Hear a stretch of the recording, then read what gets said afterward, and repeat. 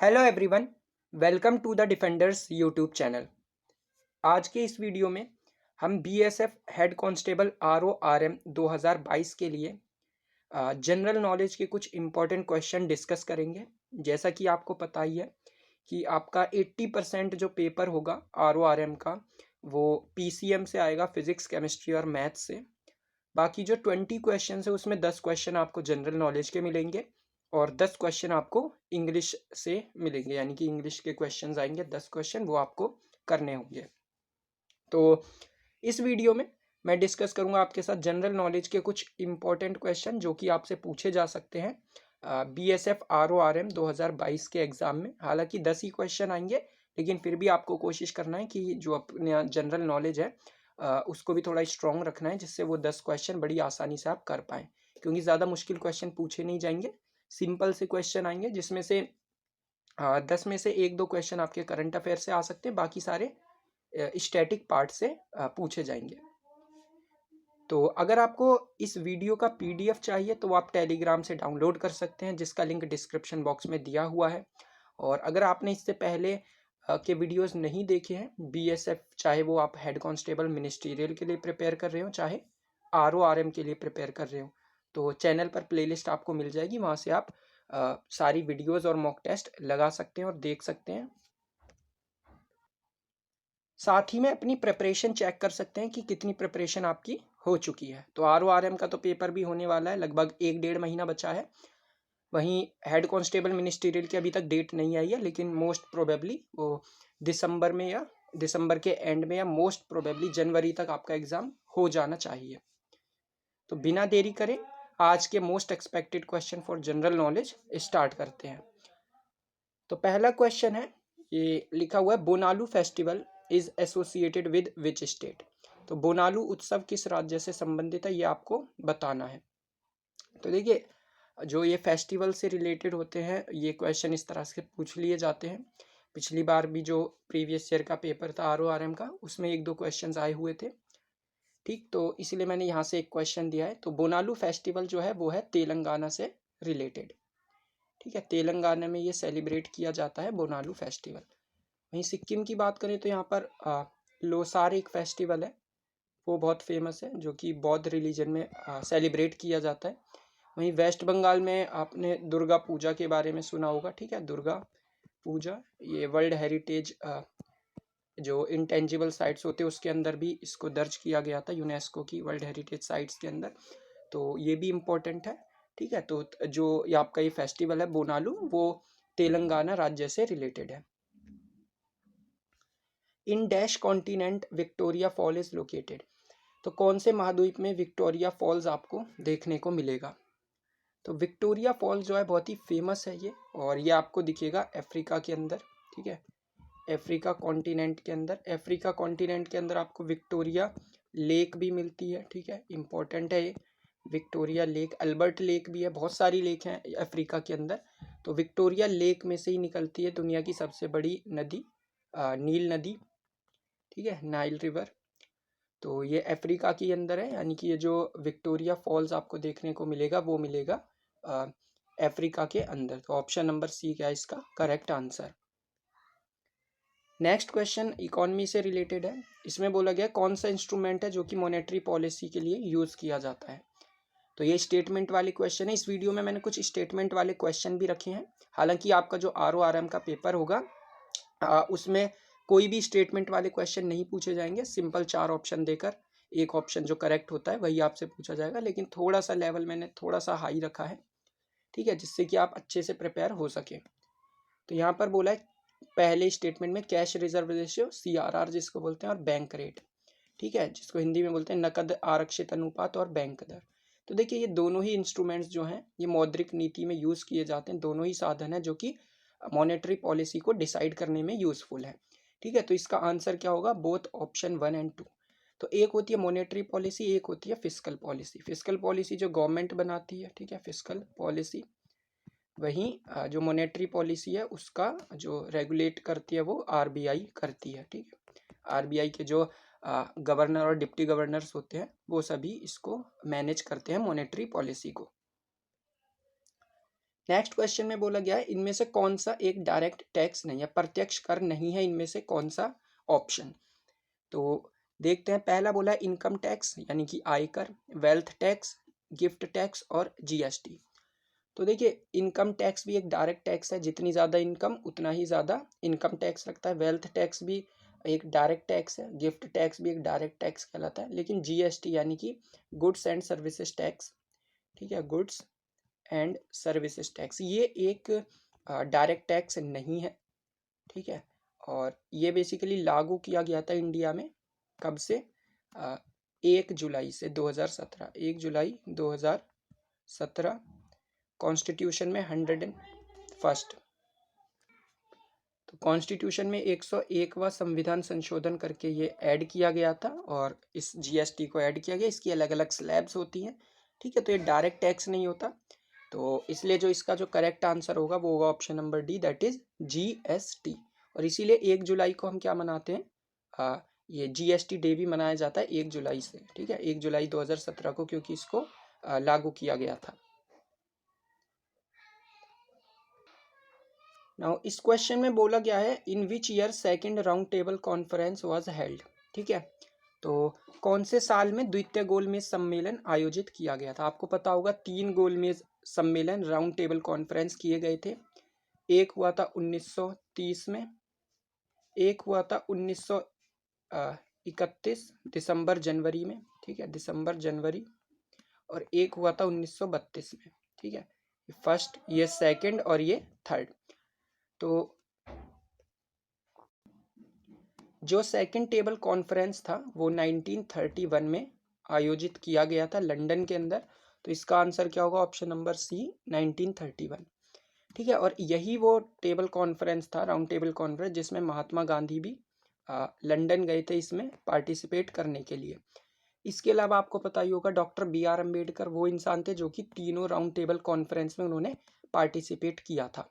यहाँ पर एक क्वेश्चन मैं आपसे पूछता हूँ, आपको बताना है कि जो BR अम्बेडकर थे उनके अलावा कौन सा एक ऐसा पर्सन था जिसने तीनों राउंड टेबल कॉन्फ्रेंस में पार्टिसिपेट किया था इंडिया की तरफ से, ठीक है। BR अम्बेडकर को सभी जानते हैं, लेकिन जो एक और पर्सन थे उनका नाम आपको कमेंट सेक्शन में बताना है।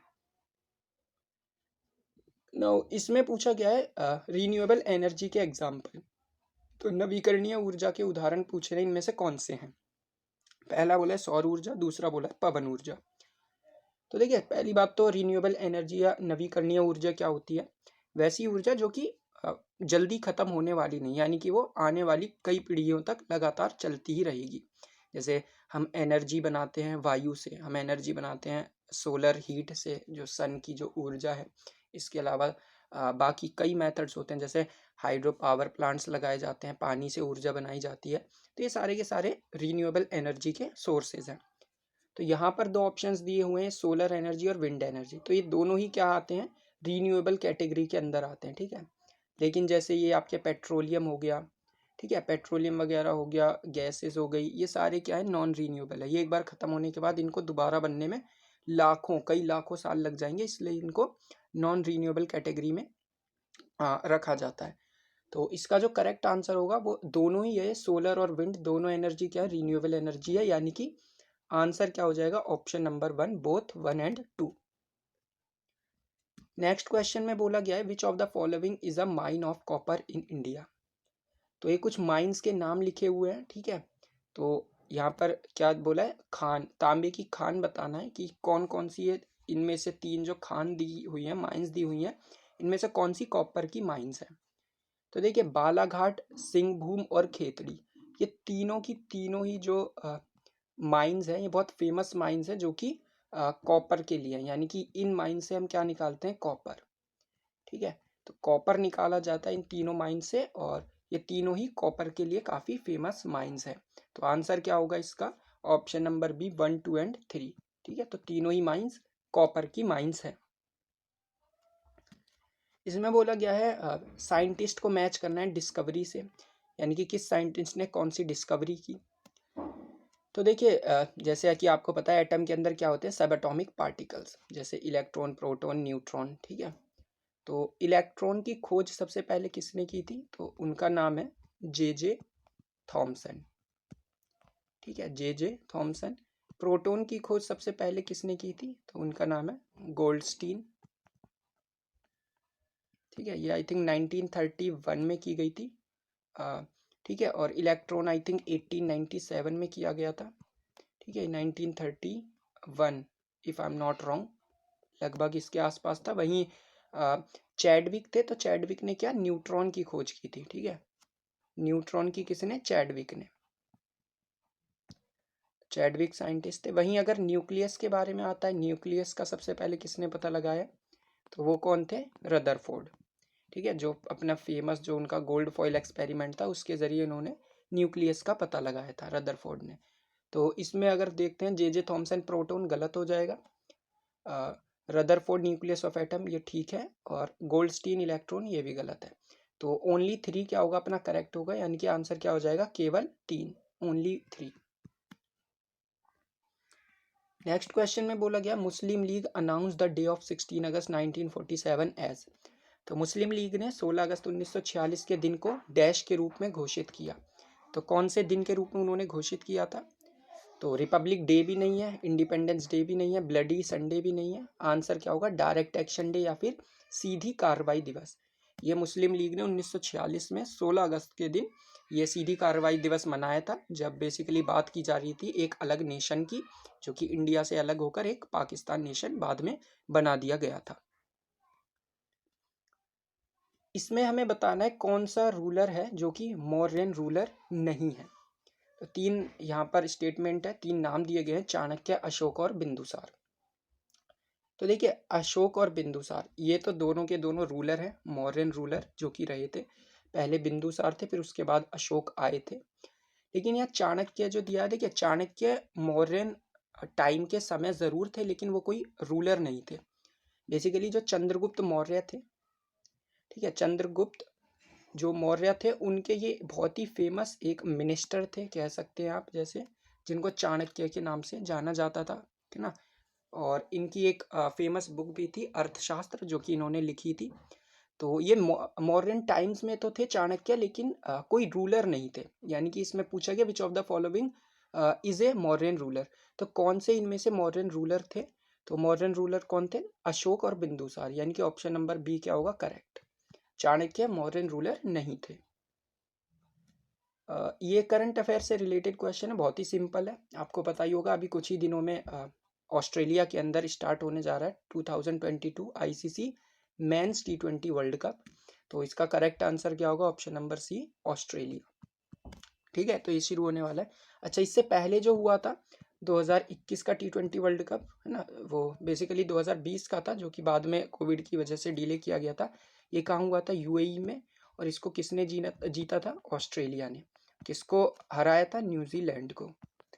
ठीक है, और अब ये ऑस्ट्रेलिया में होने जा रहा है 2022 का ICC men's T20 world cup.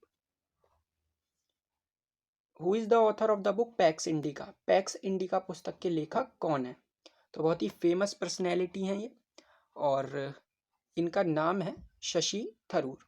ठीक है, तो शशि थरूर जी ने बहुत सारी बुक लिखी हैं, उनमें से एक बुक कौन सी है? PACS indica. ठीक है, इसके अलावा इनकी बहुत सारी फेमस बुक्स हैं, वो भी आप देख सकते हैं। ठीक है, क्योंकि वहाँ से भी कई बार क्वेश्चन पूछ लिया जाता है, कुछ फेमस राइटर्स हैं, तो उन सभी की आपको बुक्स, जो फेमस बुक्स हैं, वो एटलीस्ट याद होनी चाहिए। ये पॉलिटी का क्वेश्चन है, सुप्रीम कोर्ट से रिलेटेड। तो स्टेटमेंट 1 बोला गया, article 124 of the Indian constitution deals with establishment and constitution of supreme court. देखिए, अगेन मैं ये बता दूं कि जो मैंने स्टेटमेंट बेस्ड क्वेश्चन दिए, ऐसे क्वेश्चन आपसे नहीं पूछे जाएंगे RORM में। बस मैंने तो थोड़ा सा हाई लेवल रखा है, जिससे कि आपको मैं थोड़ी ज़्यादा चीज़ें बता सकूं। आपके जो क्वेश्चन आएंगे वो सिंपल 4 ऑप्शंस होंगे, उनमें से एक को आपको टिक करना होगा। ठीक, और यहाँ स्टेटमेंट 2 में बोला, article 125 of the Indian constitution deals with salaries of जजेस। तो भारतीय संविधान का अनुच्छेद 124 संविधान, ये बेसिकली सुप्रीम कोर्ट के संविधान से संबंधित उच्चतम न्यायालय के बारे में बताता है। और स्टेटमेंट 2 में बोला गया है, ये अनुच्छेद 125 न्यायाधीशों के वेतन से संबंधित है। तो देखिए, ये दोनों ही जो आर्टिकल हैं बिल्कुल ठीक है, और दोनों ठीक इसके बारे में बेसिकली ठीक बताते हैं। यानी कि 124 एस्टेब्लिशमेंट की बात करता है, constitution deals with establishment of supreme court, और 125 उनके जजेस की सैलरी के बारे में बात करता है। ठीक है, तो ये यहाँ से 123 से आपको 124 से आपको पता होगा 151 तक चलते हैं, ये सुप्रीम कोर्ट से रिलेटेड आर्टिकल्स हैं। फिर 152 से स्टार्ट हो जाते हैं स्टेट से रिलेटेड, ठीक है, गवर्नर वगैरह यहाँ से स्टार्ट हो जाते हैं। तो ये आपको पता ही होगा, पार्ट 5 में आता है सुप्रीम कोर्ट, जहाँ पर हम यूनियन गवर्नमेंट के बारे में पढ़ते हैं। तो इसका आंसर क्या होगा, बोथ 1 और 2, यानी कि दोनों स्टेटमेंट करेक्ट हैं। यहाँ बोला है रहीम खाने खाना tomb is located in which city. तो पहली बात तो आपको ये पता होना चाहिए रहीम खाने खाना किसके कंटेम्प्ररी है, किसके समकालीन है। तो ये अकबर के समकालीन है, ठीक है, अकबर के एक आपको नवरत्नों में से भी मिलेंगे। ठीक है, तो रहीम खाने खाना का जो टॉम्ब है वो कहाँ पर मिलेगा आपको, ये मिलेगा न्यू दिल्ली के अंदर। ठीक है, तो नई दिल्ली के अंदर रहीम खाने खाना का टॉम्ब आपको देखने को मिल जाएगा। इसमें पूछा गया है methanoic acid is found in which of the following. तो मिथेनोइक अम्ल जो होता है वो किस में पाया जाता है, ये नेटल स्टिंग और टैमरिंड, इमली और नेटल स्टिंग यानी कि बिच्छू का डंक। तो देखिए इमली के अंदर तो ये नहीं पाया जाता, इमली के अंदर बेसिकली टैमरिंड जो एसिड होता है वो आपको मिलेगा। ठीक है, टार्टरिक एसिड जिसको बोलते हैं। वहीं जो नेटल स्टिंग है, नेटल स्टिंग के अंदर ये बिल्कुल ठीक है, मेथनोइक एसिड पाया जाता है। ठीक है, तो मेथनोइक एसिड किस में मिलेगा, नेटल स्टिंग में, यानी कि ऑप्शन नंबर 1 क्या है, करेक्ट है, ओनली 1। ठीक है, तो टार्टरिक एसिड मिलता है आपको टैमरिंड के अंदर। ठीक है, वहीं टमाटो के अंदर बोला जाता है ऑक्सैलिक एसिड। ठीक है, पूछ लिया जाता है कई बार, ऑक्सैलिक एसिड। ठीक है, वहीं जो भी जितने भी खट्टे फ्रूट्स होते हैं, नींबू, संतरे, है ना, मौसम्बी, इन सभी के अंदर ये सिट्रस फ्रूट कहलाते हैं, सिट्रिक एसिड इनके अंदर पाया जाता है। ठीक है, जो मिल्क होता है इसके अंदर आपको लैक्टिक एसिड मिलता है, लैक्टिक एसिड। वहीं जो सिरका वगैरह होता है उसके अंदर पाया जाता है एसिटिक एसिड। ठीक है, तो इस तरह के क्वेश्चन भी पूछ लिए जाते हैं आपसे, पिछली बार भी इस तरह के कुछ क्वेश्चन पूछे गए थे, इसीलिए मैंने ये क्वेश्चन को इंक्लूड किया है। Which of the following statement is correct. तो कौन सी स्टेटमेंट इसमें से करेक्ट है, ध्वनि को यात्रा करने के लिए माध्यम की आवश्यकता नहीं होती। दूसरा स्टेटमेंट है एल्यूमिनियम में ध्वनि की गति कम होती है कांच में ध्वनि की गति से। तो देखिए साउंड को ट्रेवल करने के लिए डेफिनेटली हमें एक मीडियम की ज़रूरत पड़ती है, बिना मीडियम के साउंड ट्रेवल नहीं हो सकती। जैसे कि अगर कोई चांद पर जाता है तो चांद पर आपका कोई भी मीडियम मौजूद नहीं है, एटमॉस्फेयर नहीं है, तो वहाँ पर हम साउंड को ट्रेवल नहीं करा सकते। इसलिए पहला ऑप्शन तो ये जो स्टेटमेंट है गलत हो जाती है। ठीक है, speed of sound in aluminium is less than speed of sound in glass. तो देखिए मेटल्स में स्पीड ऑफ साउंड हमेशा ज़्यादा होती है ये कंपेयर टू ग्लास। ठीक है, तो मेटल में स्पीड ज़्यादा होगी कंपेयर टू ग्लास, तो ऑप्शन नंबर 2 भी क्या है, गलत है। यानी कि इसका आंसर क्या होगा, नीदर 1 नॉर 2, कोई भी दी हुई स्टेटमेंट इनमें से करेक्ट नहीं है। इसमें बताना कौन सा स्टेट और मॉन्यूमेंट करेक्टली मैच है। तो तेलंगाना में चार मीनार, राजस्थान में वारंगल फोर्ट और तमिलनाडु में कृष्णागिरी फोर्ट। तो देखिए तेलंगाना में बहुत ही फेमस है, चार मीनार आपको देखने को मिल जाएगी। ठीक है, हैदराबाद के अंदर तेलंगाना में चार मीनार है, बिल्कुल ठीक है ये। वहीं तमिलनाडु में कृष्णागिरी फोर्ट है, ये भी बिल्कुल करेक्ट है, कृष्णागिरी फोर्ट आपको तमिलनाडु के अंदर देखने को मिलेगा। लेकिन राजस्थान के अंदर वारंगल फोर्ट आपको नहीं मिलेगा, वारंगल मिलेगा आपको उड़ीसा के अंदर। ठीक है, यहाँ पर मिलेगा, तो ये करेक्ट ऑप्शन नहीं होगा, यानी कि दूसरा स्टेटमेंट गलत हो जाएगा। तो first and third statement correct है, यानी कि आंसर क्या हो जाएगा, option number A 1 and 3 statement. इसमें बोला है dash dance belongs to Assam. ठीक है, कौन सा डांस है जो कि बिलोंग करता है असम से। तो भोरतल दिया है, लहो दिया है, पाइका दिया है, थय्यम दिया है। तो इसका जो करेक्ट आंसर होगा वो होगा आपका option number A, that is भोरतल।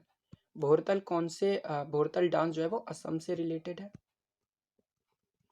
ठीक है, असम, तो असम के बारे में आपको बाकी भी चीज़ें पता होनी चाहिए, जो अलग अलग डांस है, फेस्टिवल है, जैसे बिहू फेस्टिवल है। ठीक है, वहीं यहाँ पर एक कामाख्या मंदिर है जहाँ पर अम्बुबाची मेला लगाया जाता है। ठीक है, कामाख्या मंदिर भी यहाँ पर आपको मिलेगा। ठीक है, अम्बुबाची मेला यहाँ लगाया जाता है, अम्बुबाची मेला। ठीक है, वहीं यहाँ पर आपको पता होना चाहिए जो वेरियस नेशनल पार्क हैं असम के अंदर, चाहे वो काजीरंगा नेशनल पार्क हो जो वन राइनो के लिए फेमस है। ठीक है, तो ये डांस वगैरह जितने भी हैं, चाहे वो अपने जो आपको क्लासिकल डांस हैं, जो शास्त्रीय नृत्य हैं, वो भी याद होने चाहिए, जो फेमस नृत्य हैं, ठीक है, लोकप्रिय जिनको नृत्य बोला जाता है, वो भी आपको याद होने चाहिए। Lord Cornwallis tomb is located in which state? तो लॉर्ड कॉर्नवालिस जो टॉम्ब है वो कहाँ पर मिलेगा? 4 ऑप्शंस दिए हुए हैं, तो आप ऐसे भी, अगर आपको नहीं आता वैसे भी ऑप्शन देखकर आप पता लगा सकते हैं। तो कॉर्नवालिस ये 1893 के टाइम पर थे, जब अंग्रेज बेसिकली उनका शासन स्थापित हो चुका था। तो उस वक्त ये सारा का सारा नॉर्थ इंडिया से ही सारा का सारा जो भी करते थे, अपना एडमिनिस्ट्रेशन यहीं से होता था। तो साउथ के जितने भी ये स्टेट में ये स्टेट दिए हैं, तो वो तो नहीं होगा, केरला भी नहीं होगा, तेलंगाना भी नहीं होगा, और कभी भी हमने असम के बारे में सुना ही नहीं है। जब भी ये कंपनी के शासन की बात करते हैं इंग्लैंड के, तो नॉर्थ ईस्ट का बहुत ही कम जिक्र होता है, तो ये भी इसका आंसर नहीं होगा। आंसर क्या है? ऑप्शन नंबर ए, यूपी, उत्तर प्रदेश में आपको लॉर्ड कॉर्नवालिस का टॉम्ब देखने को मिल जाएगा। लास्ट क्वेश्चन है आज की इस वीडियो का। इसमें बोला गया which of the following statement is correct? In an isolated system total momentum remains conserve, mass of an object is measure of its inertia. तो एक पृथक प्रणाली में कुल संवेग संरक्षित रहता है और किसी वस्तु का द्रव्यमान उसकी जड़ता का माप है। तो ये दोनों ही जो स्टेटमेंट है वो करेक्ट है। कोई भी सिस्टम है, आइसोलेटेड सिस्टम है, उसके अंदर बेसिकली वो जो पूरा सिस्टम है उसका जो मोमेंटम होता है वो कंजर्व रहता है हमेशा, यानी कि इनिशियल मोमेंटम बराबर होता है फाइनल मोमेंटम के। ठीक है, मोमेंटम को ना तो क्रिएट किया जा सकता है ना ही उसको डिस्ट्रॉय किया जा सकता है, वो हमेशा कांस्टेंट बना रहता है, वो कन्वर्ट हो जाता है एक से दूसरे फॉर्म में। ठीक, और वही मास जो होता है वो मेजर ऑफ इनर्शिया होता है। इनर्शिया क्या है? जड़त्व को बोला जाता है हिंदी में। जो भी कोई ऑब्जेक्ट है वो अपनी ही उसी अवस्था में रहना चाहता है, उसी स्टेट में रहना चाहता है, जब तक कोई एक्सटर्नल फोर्स, बाहरी बल उसके ऊपर कार्य नहीं करता। तो ये जो मास होता है किसी भी बॉडी का, वो उसका जड़त्व ही होता है बेसिकली। जितना ज़्यादा जड़त्व होगा उतना ही ज़्यादा उसका मास भी होगा। तो इसका करेक्ट आंसर क्या? ऑप्शन नंबर बी, बोथ 1 और 2। तो ये था आज का कंप्लीट वीडियो। आई होप आपको वीडियो काफ़ी इन्फॉर्मेटिव लगा होगा। आपके कितने करेक्ट आंसर हुए वो ज़रूर बताएं, और जो क्वेश्चन मैंने पूछे हैं वो कमेंट में ज़रूर बताएं। और अगर आपको पीडीएफ चाहिए इस वीडियो का, तो वो आप टेलीग्राम से जाकर डाउनलोड कर सकते हैं, लिंक डिस्क्रिप्शन में दिया हुआ है। So thank you so much for watching this video.